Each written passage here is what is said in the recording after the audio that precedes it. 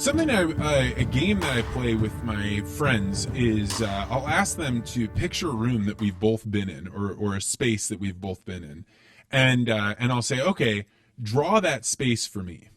And there's an interesting thing that happens, and I've only ever seen two branches break off. There may be more, but I'm interested. If I were to ask you, hey, pick out a room, describe for me how you would draw that room. How would you think about drawing it?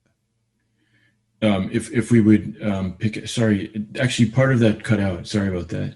So I think if you and I were both to know some space, some room or some building, and I said to you, Ken, I want you to draw for me that space so that I can see it too, how would you go about drawing that space?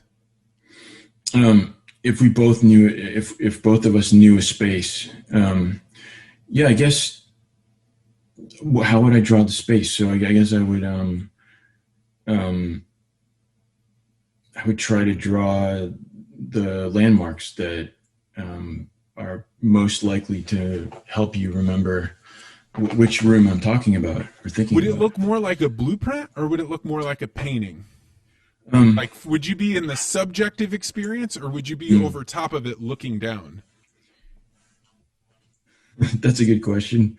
Um, I guess I would, um, maybe I'd go for the subjective for me.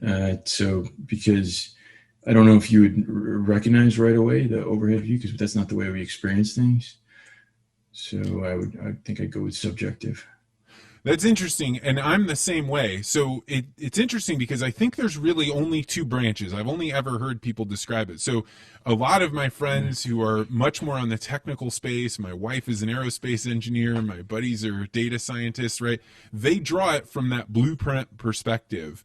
And Huh. they get the spatial things correct. You know, they know about how large the room is and how large the walls are relative to each other, and me, I can't do that. And if somebody draws one from above for me to look at a blueprint, I cannot tell you what that room will look like. I Hmm. could build it because I Hmm. worked with blueprints and I learned how to do building, but it will be a surprise to me how that building will look. Hmm. But if I were to draw it, I have to actually walk into the room in my mind and I have to look around and then I Hmm. see things. And so the walls are not the correct dimensions, the space is not correct, but the things in the room are super high fidelity. In fact, Right. if we Right. had shared it, I'd be able to tell you what it smelled like or Hmm. what it sounded like in that room. And you're one of the few people I really expected you to say the blueprint view. Huh. And so, what does it tell you then?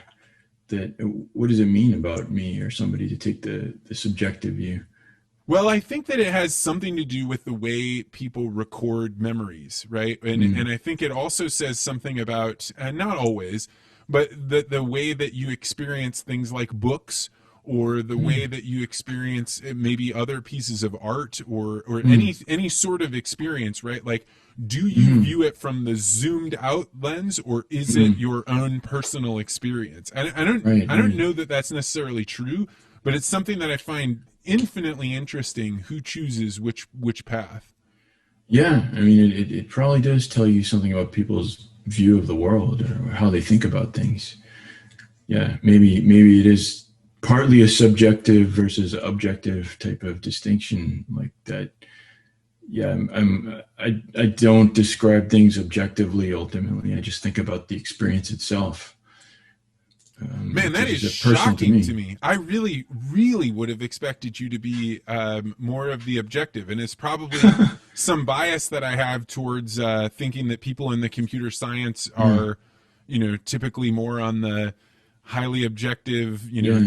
tune out as many of Yeah. the as much as the noise as you can, which often feels like the subjective experience. Well, they may be. I mean, maybe most people are in computer science, but that's an interesting point because the book, our book, which is called "Why Greatness Cannot Be Planned," but the subtitle is "The Myth of the Objective," and so it's a big argument not just against like planning, but against objectives. And now there might be so at first it might seem like this is a different kind of objective. Like, okay, there's an objective in the sense I'm trying to achieve something, so that's my objective, versus an objective view of reality.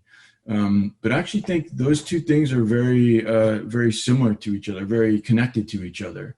So like people who really like objectives, like pursuing an objective, also like to think objectively, because like objective thinking is very like metric driven. It's like you're trying to accurately reproduce something in a way that's measurable, so you can like prove it to somebody. Whereas like a subjective view of reality is much less metric driven. It's just basically, well, that's the way it is to me. It's more of like an artistic view of reality in a way. Like it just, I'm trying to give you a sense of what it was like from my experience. And so when I think of something's interesting, it's completely subjective. Like I don't have to prove to you it's interesting, because I'm just saying it's interesting to me. I know we don't all share the same interests, and that's my subjective viewpoint.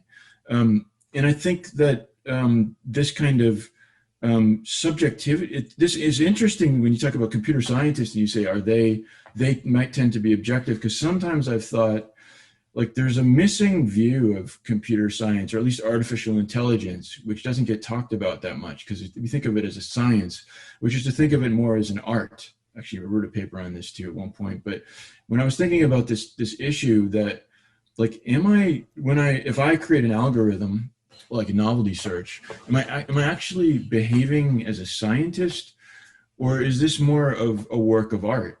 And it's not clear to me why we assume this is science. Like we feel very proud of being scientists. So nobody really would want to say, I'm not a scientist. Like that would not be a stamp of pride. But the thing is, like, if you really think about it, creating an artifice, like an artifact, I mean, it's called artificial intelligence. You're talking about artifice. Like creating an artifice is what art does, right? I mean, if you paint a picture of an apple, nobody thinks it's a real apple. There's no like debate, or like we don't try to measure and check to see, is that actually an apple? Like, does it actually work like an apple? It's just a picture of an apple. It's really about your subjective experience of apples is what you're doing. So if I create an algorithm, which is somehow supposed to resonate with some kind of process that you see in nature, why should that necessarily be objectively validated? Like that just is an impression of something that I experience in nature. And so I think art algorithms can be subjective experiences that are basically, there's only a small group of people that can actually appreciate it because they have to understand the algorithm. But it could just be like a work of art that you're just trying to express a feeling about something, like a process in nature.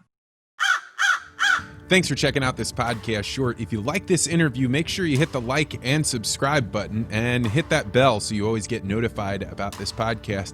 And if you're really interested in conversations like this, you may want to consider joining the Articulate Ventures Network. To find out more, go to network.articulate.ventures.